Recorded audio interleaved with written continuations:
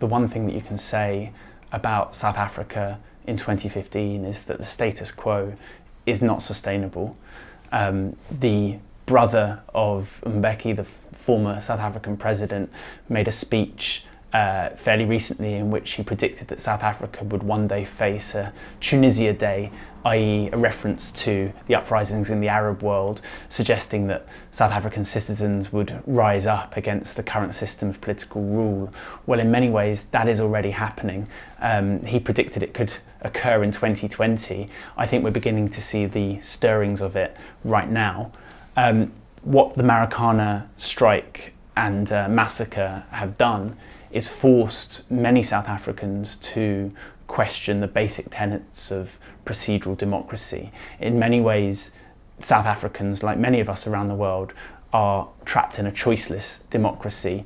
Not only is the ANC the largest party by a huge magnitude, but its main political rival is also signed up to the neoliberal consensus, something that people in Britain and elsewhere in the world living under liberal democracies will be very familiar with. So Marikana, in an immediate sense, has forced various kind of institutional political forces, certain trade unions, certain political parties, to reassess their ideological direction and what kinds of formations and alliances might challenge that sort of economic orthodoxy. But also I think it's inspired communities, grassroots settlements and towns and villages and informal neighbourhoods on the ground to think about how they can act outside of formal political channels to achieve change.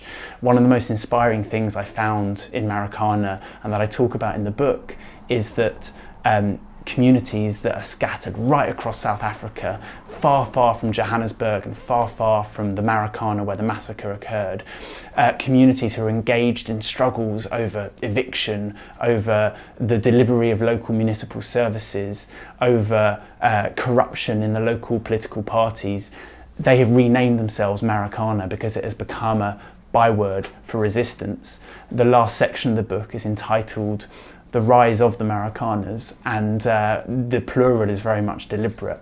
I think the fact that ordinary South Africans with the full weight of global capital and kind of the ANC political machine against them have achieved so many successes in terms of, despite the massacre, despite everything that's been thrown at them, they have achieved pay rises, they have stood firm, they have put themselves onto the political map. That's an inspiration for ordinary South Africans.